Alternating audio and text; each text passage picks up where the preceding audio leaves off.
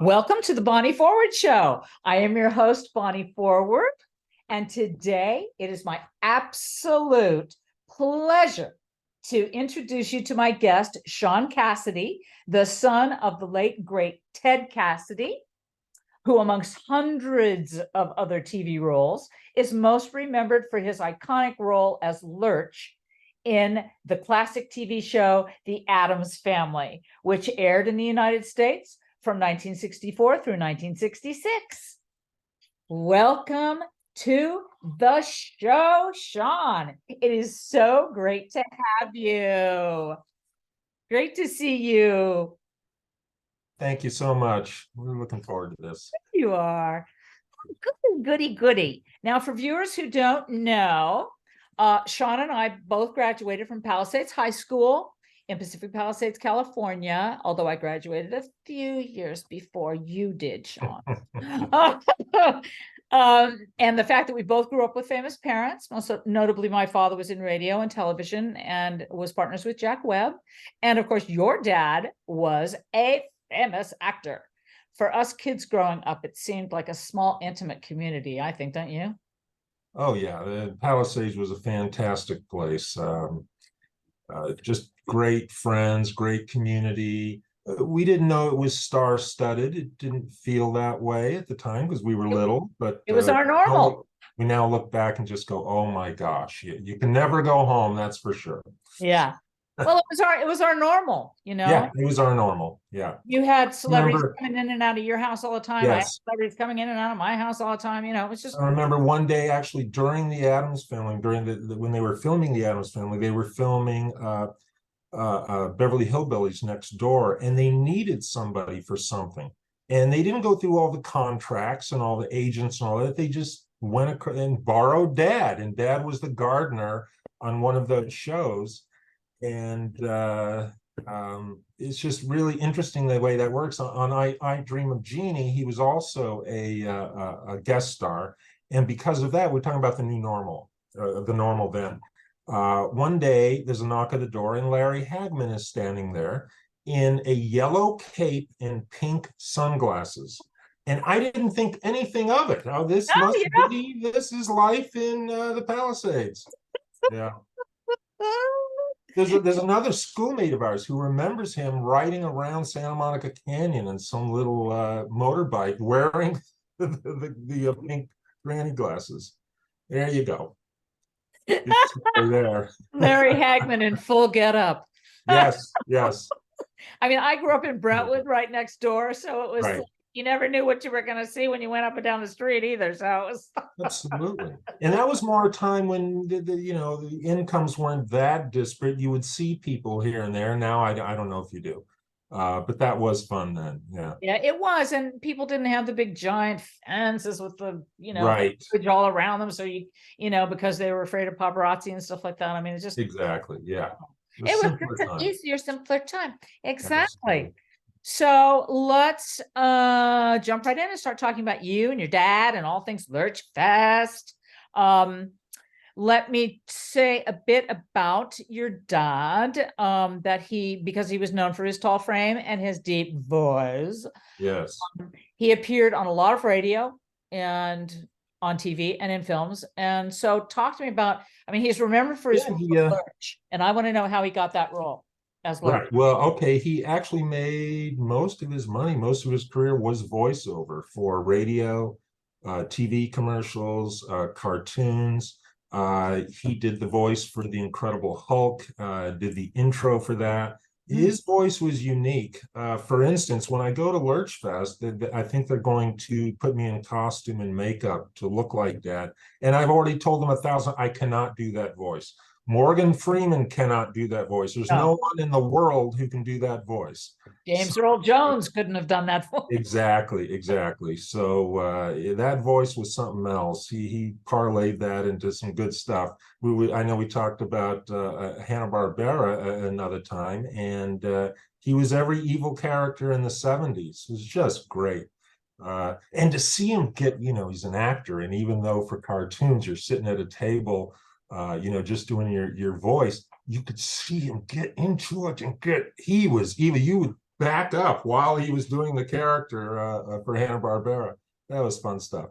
That is great stuff. Would you say your dad was not a method actor, because he came from, he was, okay, so explain to us. He was born and raised in Pennsylvania and then moved to West Virginia? I don't. Yeah, he was born in Pittsburgh, and the family moved to Philippi, West Virginia, small little town, and grew up there, and started college at West Virginia Wesleyan was the name of it. I think it was just a freshman year, and then transferred to Stetson in Florida, where he majored in performing arts and kinesiology, and was captain of his debate team and captain of his basketball team. The basketball team, 1954, ended up 1954 ended up number 4 in the nation, Division III NCAA. So that Wow. was very fun. Yeah, Wow. he was actually drafted by the Celtics. So he had the opportunity to maybe play in the NBA, but I think I got in the way of that. Something about the burgeoning family that didn't fit, I suppose, something like that. The firstborn son makes a curse. There you go. But he did end up being friends with Wilt Chamberlain. They did that light beer commercial together in the 70s. And he became friends with Bill Russell, because Dad was also a script writer, and he had a script about 2 tall cowboys. He and Bill Russell were to play those parts. And I remember sitting at the Brown Derby for a meeting between them, and fun stuff. Those were the days, the Brown Derby. Yeah. Man. Those the were entertainment and sport really crossed over. That was some fun times there. I did not know that your father wrote a script, and that's amazing that he was a script writer too. You know, like we've talked about. He wrote The Herod Experiment, Don Johnson and Melanie Griffith. Mm-hmm. And he wrote the Herod Experiment and Roar. Roar was a movie about lions, and Tippi Hedren was in that, Noel Marshall. Yeah, so he has some writing credits. Yeah. Oh, wow. That's awesome. Very well rounded. That's amazing. We talked before a little bit about how your dad, well, first of all, how did your father get cast as Lurch? I want to know exactly how that happened. This is a great story. My understanding is, told by my father and my Aunt Carol, my dad's sister, that the role had been cast. Abe Vigoda from the Barney Miller TV series, my understanding, was cast and it was done. And the casting director was on vacation in Hawaii, and my Aunt Carol was an airline stewardess, and they met on the beach and started talking, and he was doing this new show. And, oh, my brother is an actor and tall, and oh, well, what the hey, have him come over. So he came over sort of for a late audition. And as you may know, the Charles Addams cartoon series in the New Yorker has Lurch, the character, bent over, hence the name Lurch. And Dad told the director before the audition started that he would not do it that way. And he told me, the director said, "What? This is like your first audition in Hollywood, and you're telling me, no, you're going to do it a different way?" And he said, "Yeah." And then the audition scene was Morticia pulling the rope, and he comes in. And the role was originally did not have any lines.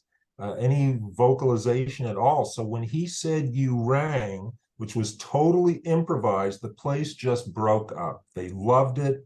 After that moment, Lurch became a speaking character. He had episodes written for him.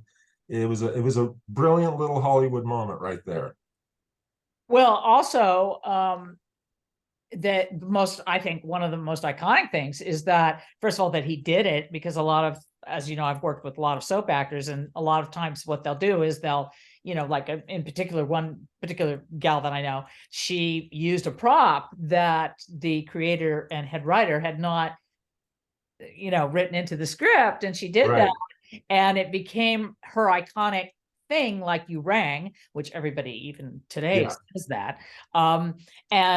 But he said to her, called her into his office and said, that you did Right. at one time, but don't do it again. But sometimes it can win, like Dad's thing there. I think also the first time that somebody came into the house and he took the hat and crumpled it in Ah, his hand, that was ah, also his thing, and they just loved it.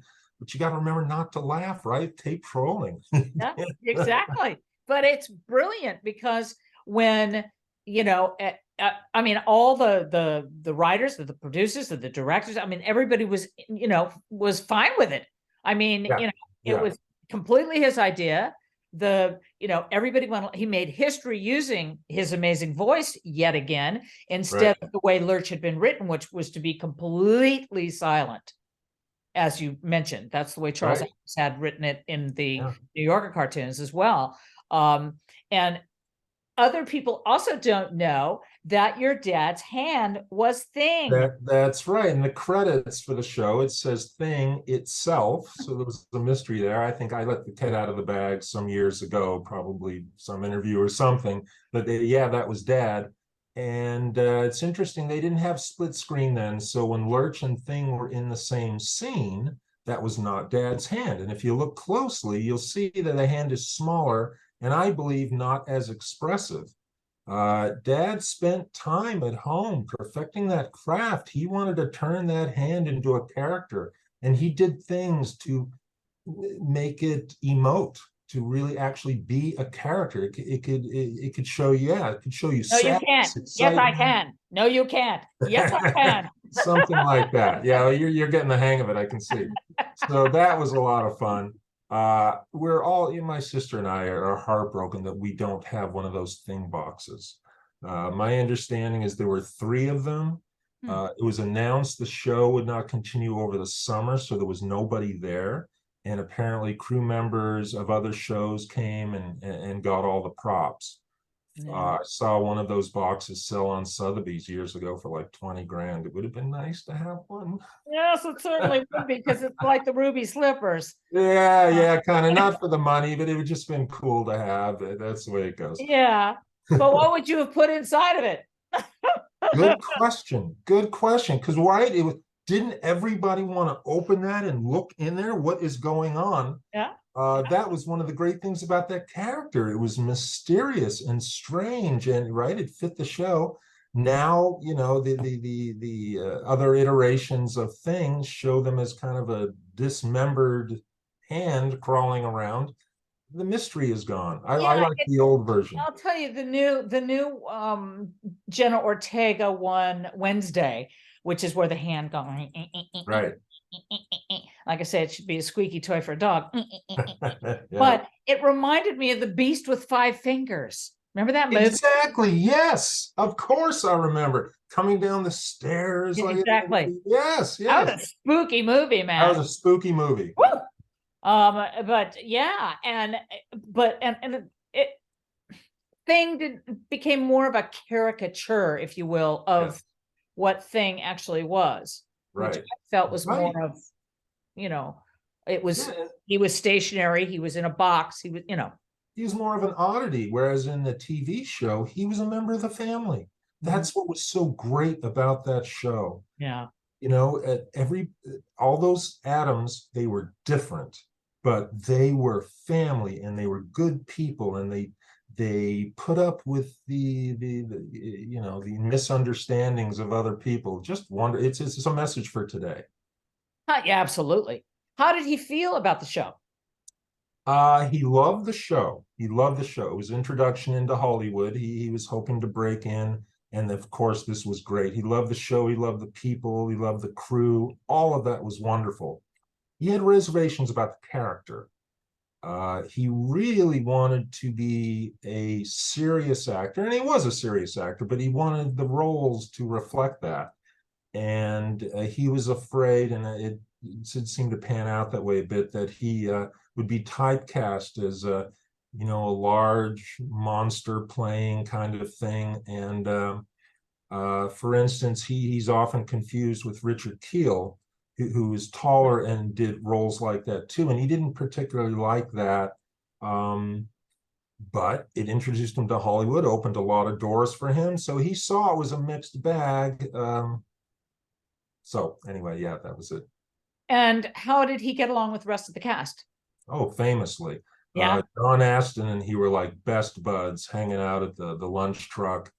We spent time at each other's houses. That was very fun.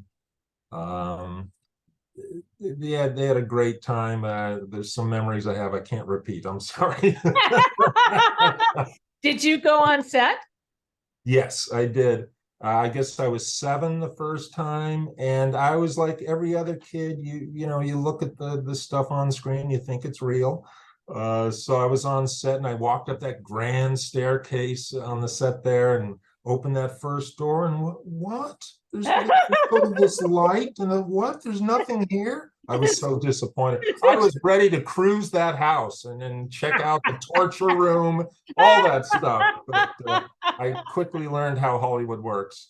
Well, you and Lisa Loring, who played Wednesday, and Ken Weatherwax, who played Pugsley, you guys were kind of all the same age, weren't you? Pretty close. Ken and I were closer in age, and Lisa and my sister Cameron a little closer in age, so we kind of paired up that way a bit.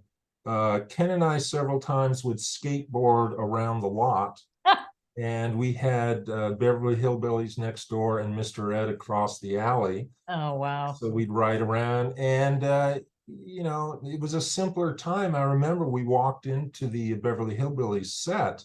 The door was unlocked, the lights were on, the props were out, there was no one there, and we didn't think anything of it. And at the same time, we didn't mess with anything. So that all fit, and that just wonderful stuff. Well, and we knew better because we grew up with famous parents. So we Right. knew better when we went on set than to touch anything because we were warned not Course. to. Of And course. we never, and really in your case, you never knew if something was going to move if you did. Right. Right. Right. Well, we knew how to work that.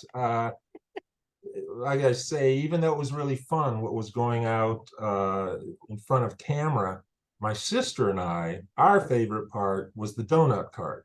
Oh, We would wait in Dad's dressing room and stare at that light on the wall. And when it went red, and we knew that meant they were filming and nobody could move or talk, we knew that the donut cart was unguarded. So we just went to town on that thing. That was the most fun. Did you want to go to work with me? Yeah, the donuts, the donuts. That was a great thing. yeah, because you didn't want to step over any of those cables that had the gaffer's tape on them or make Oh any no. noise, lest you hear the director go, cut. Who's Right. making Yeah. If that you noise? I know this happened to me once. If you do anything and everybody looks over at you and you made some kind of noise, oh my gosh, you just want that earth to open You up and swallow you follow whole, you. because that's the Oh. worst thing in the world. But a lot of time and money. You know, I get that.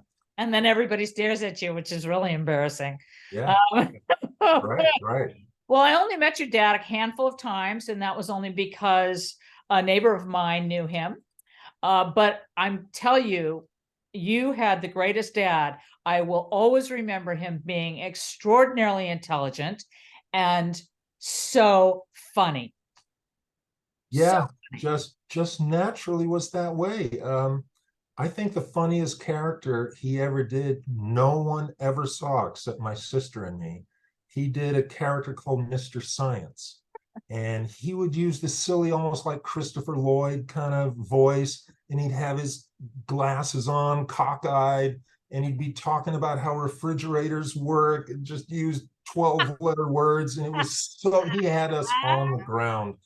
That was so fun, and he just did that for us. He was a great dad. He loved us. We spent so much time together, um, talking about serious things, learning things, laughing about. He was just fantastic. Didn't he do something with the dictionary with you? That's right. That was something we did periodically. It wasn't just once. We would sit down on the couch, and we had this big dictionary, and we would just randomly open a page, point at the page, and then read every word on the page, all the definitions, the history of the word, talk about the word. Wow. Yeah, it was really, really fun. And he was quite a wordsmith. Um, and I think it helped me with the SATs, actually. Oh, yes, of course. And the Yeah. LSATs. Yes, right. That's right. The other thing I wanted to know is, was he involved with you in your sports and stuff?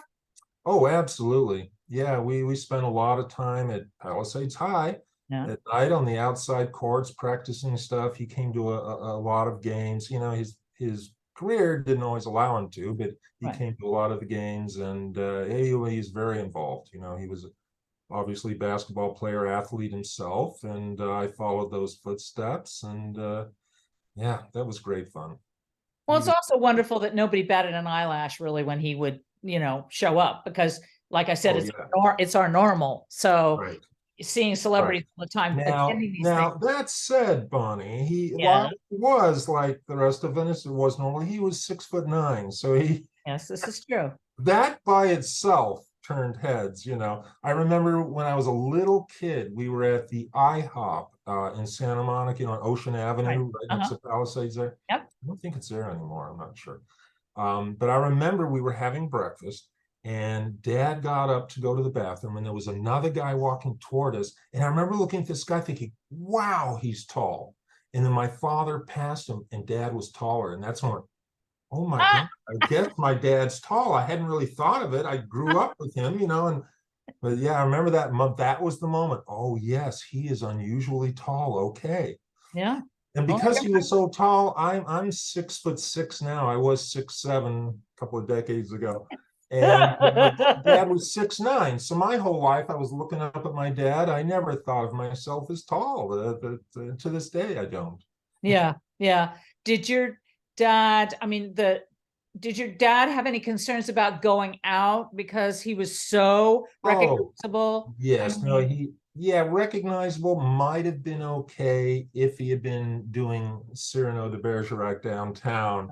yeah, Hey, Cyrano, he might have liked that. yeah, But since it was the Lurch character, yeah. I don't know. He almost felt like it was some disrespect or something, that he was just tall and oafish, and the kind of stereotype of tall guys, and Lurch fed into that stereotype, and he didn't like that. He didn't like being called Lurch. He had this love-hate relationship with the character, to be honest.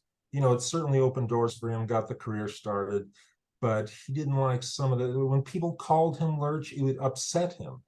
And he would almost bark back, no, I'm Ted Cassidy. And Wow. yeah, and that was unfortunate. And I was a kid, I kind of saw how he would be upset, and so I kind of internalized that myself. When people call him much, I didn't like it either. It took me a long time, even after he died, to really turn around and say, you know what, people love that character and love Exactly. him It was a doing that character. compliment. And Yeah. it's not disrespect, it's just what they know. They know him as Lurch. That's all that means. And now I have a very different take on that. Mm-hmm. Mm-hmm. Well, speaking of which, Lurch Fest. Tell us all about West Virginia. Tell us all about what's happening. Tell us all about the first time you visited there and Yes, what's okay. going So on. dad grew up in Philippi, West Virginia with his sister and mom. His dad died a little early, and a wonderful small little town. It was a small town, so not only was he big, there weren't a lot of other people around, so he really felt different. Anyway, that was that. But I love this town, and Philippi has adopted dad as their favorite son, and they've started this summer festival celebrating Lurch and dad called Lurch Fest in Philippi, West Virginia on August 5th. Saturday is the event. Mhm. I will be there. I'll be actually there the day before, dressed in makeup and costume, to do some publicity and photos and autographs and stuff. And that should be very fun. Actually, when I thought about going there, it wasn't about Lurch Fest. I just love this little town. Dad took us there. Cameron and I were younger teenagers. And so I remember driving into this town for the first time, and it was a little late at night. I think it was 10 o'clock. The whole place was, of course, asleep at that point. And we pull into the one gas station in town. We have to get gas, and there's nobody there. We're about to leave, and I'm looking and go, Dad, I think that's unlocked. And we go over, sure enough, the pump is unlocked and it's on. And we fill our car, we put money under the door, come back the next to make sure they got it. And so, this is what this town is like. Wow. It's like Mayberry RFD. It's just old school and wonderful, and everybody gets along, and it's just 3 blocks of Main Street that is paved with brick. Wow. The Blue Eagle was the pool hall where Dad used to play, and his mother didn't want him to play there, and all that great stuff. Has a river running through town. Oh, He beautiful. would hang out at the swimming hole, and Yeah.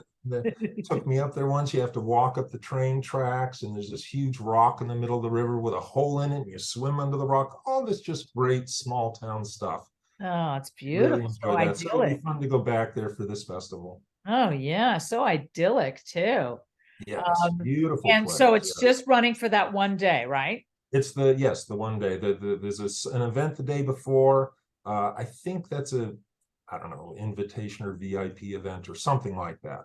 Mhm. But Saturday is the event, August 5th. Yeah. And it doesn't require tickets, or it requires I tickets? do not believe it does. I hope I've got that correct, but I think you just show up Oh, and that's fantastic.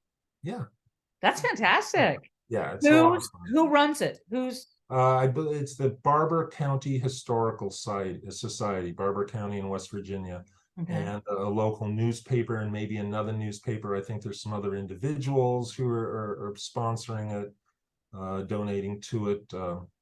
So And that is it to raise money it is really to or inspire just to more celebrate? tourism. Uh-huh. It's kind of get tourism up, celebrate their favorite son. Mhm. They have a little museum in town, and part of that museum is dedicated to Dad. Um, the Philippi mummies are there. There are 2 mummies apparently in the United States, and they're both in Philippi, West What? Virginia, in this museum. I'm not kidding you. You look up the Philippi mummies, and somebody, Oh I don't my know the full story. God. Ah, Anyway, ah. it's a fascinating little place. Got some West Virginia and Philippi history. Philippi is the site of the first land battle of the Civil War, Really? and it has the first covered bridge in America. So some interesting stuff. Oh, wow. Yeah, Who knew? I loved it there. Just Americana. I remember when we were first there, Friday night. What do the kids do? They're hanging out at the Dairy Queen. The whole town, all the kids are hanging out at the Dairy Queen. That's the kind of place it is. Love it. I love that. It's right out of like American Graffiti or something. Exactly, I exactly. That's what mean, I thought so too. will they introduce you and then you're going to do a Q&A thing? Yeah, well, Or on Friday, yeah, they introduced me with the makeup and the costume, and there'll be, opportunities for autographs and selfies, and then there'll be a media event, a Q&A with a writer of a book, is writing a book about Dad. Christopher Cook is his name, the author, and he'll be conducting that, and that'll be fun. So you have to dress in the full Lurch stuff, Well, and that's what they'd like to do. then, Yeah, Dad sat in that chair for 3 hours yeah, I to know. get to look like that. People wonder, and I have some pictures here. Actually, I don't think I can bring them up. He was a handsome man, and so it took 3 hours to look like Lurch. So Yeah, see how long it takes for me. and it's Yeah. Oh, I was going to say, you could remain silent if you wanted to. Right. Well, I told him I cannot do this voice. I have told everyone that there is no way, no one in the world could do that voice. It was That's so right. unique. Yep. Yeah. And So distinctive. I mean, completely distinctive. I mean, right. And so the way I'll deal with that is I'm not becoming Lurch at Lurch Fest. I am the son of Lurch. As a matter of fact, you might be able to follow some of this. I have Son of Lurch is one full word on Instagram and Facebook and website, and be able to follow some of that there. But the idea is not to reinvent Lurch, but I am the son of Lurch, so I'm celebrating that. exactly. So I definitely am a huge proponent of you bringing this to Los Angeles. In fact, Yes. tour, take it on tour. Wouldn't that be great? Yes. You could go to England with this, and they would flip in London for stuff like this. I mean, this whole renaissance of remakes of all the 80s stuff. I mean, come on, we're doing Barbie. Hello. Right. And all of these remakes and all of the, I mean, there's so much of this whole revival of 80s, 70s, 60s, 90s, it's like a whole thing. Yeah. Love it if they came here. Yeah, we'll probably have some conversations while they're, it's a little town. They're trying to get tourism. I'm looking around on media. It's out there and it's well known. They may outgrow the town. We'll see.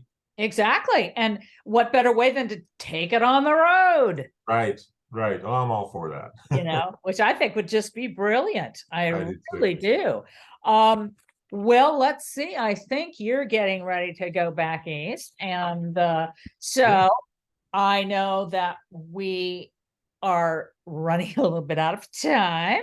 So it's always great. But I want to add one more thing, and that is people do not know this, that your dad sang professionally and recorded songs. Yes, he was on the Mike Douglas show and sang what's that song? They Call the Wind Mariah. Oh my God, really? Yes, I remember him practicing that in the den. He was a good singer. He was invited to I wish I could remember the names. Well, Spike, the guy who did the parody songs back then. What was his name? Spike Milligan? Shoot. Spike Milligan? No. Anyway, he was invited to sing with a couple of big bands. He had that voice, but looked like acting was going to happen for him. Well, I mean, he released 2 songs with Capitol Records. That's not an easy thing to do. Right. Yeah, the Lurch and Wesley. Right. Now, again, because of the way he felt about the character, he didn't particularly like doing that, but it is kind of fun. It is. It's great. Yeah. And I see that you obviously are a musician yourself, because I see guitars behind you. Yes, I play bass and guitar in my church band and other bands, and just have the best time. Dad was a wonderful musician, played piano, and I think he started on the trumpet.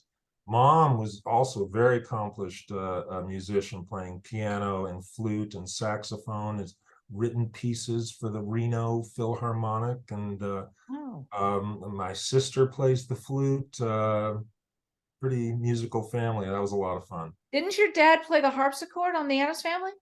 That harpsichord was not a functioning harpsichord, but he did play keyboard, so he could, he had the motion. So they were correct. It looked like it, but there was no innards to that.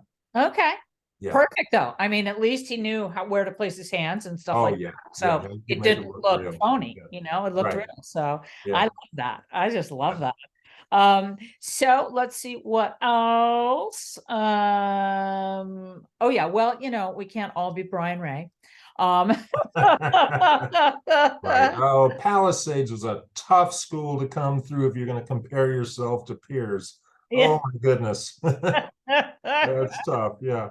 I mean, when you think about it, Brian started his first gig right out of the gate was working for Etta James when he was 17. That's incredible. It's amazing. And of course, he's been playing for Paul McCartney for 2 decades. Right. So it's pretty amazing. We came from, we had a wonderful upbringing, you and I. We really very, very lucky. And who knew?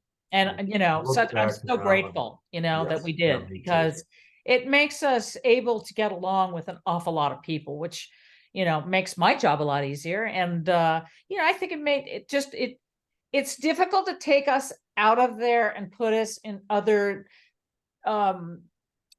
situations with people who didn't grow up like we did, because people don't get it. Right. And of course they don't. I think over time we realize, of course they don't. It's fun to talk inner family like this, but outside we accommodate that. Yeah, exactly. And we get along with everybody. We're very mercurial that way. Yeah. Because we had to be. Hollywood's a wonderful place. Talk about inclusion. I grew up as a kid thinking everybody was great. There were all kinds of people in Hollywood and coming in and out of our house, and actors and artists. it was wonderful, and I think it's a great way to appreciate all kinds of people. It's a good Yeah. thing. And you look so much like your father. Do people ever do double takes and ask you, are you related to him?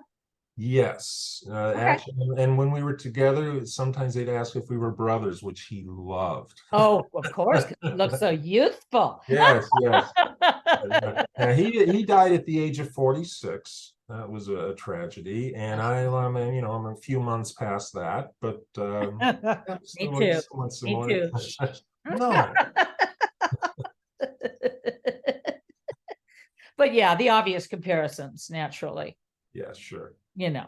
So as long as you're, I mean, and it's good that you're asked every, Yeah, because I mean it's a remarkable resemblance. I mean, let's face it, and I'm sure, I suppose it is. Yeah, I- the only difference where I was larger, I guess, in some way was that he had a size 16 shoe and I have a 17.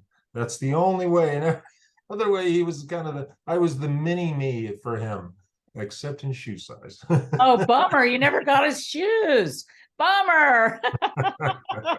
I bet he had some beautiful leather shoes, Oh yeah, but they're okay, also, fine. In a 16, that wasn't easy. yeah, I'll bet. I'll bet.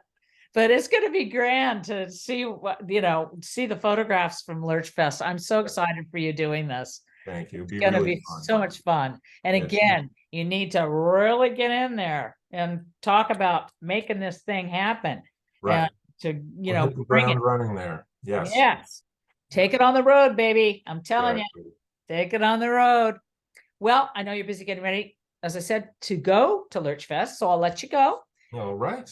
Many, many thanks for being my guest, Sean. Thank I you, Bonnie. It was absolutely, wonderful. Love it. oh, Anytime. thank you. I absolutely loved having you, my friend. It's just Great. a We can do joy. maybe there'll be a post Lurch Fest update. That would be good. That would be great. And then we could have some pictures and things There too. you go. Yeah. Well, have a great time at Lurch Fest. Keep me posted as to how it goes. Okay. Love you, love you. Thank you so much, Bonnie. Have fun, sweetheart. Okay, will do. Talk to you soon. Bye-bye. You too. Well, that's our show for today. I hope you enjoyed it. And as always, my dedicated viewers, I wish you much love and light and peace out.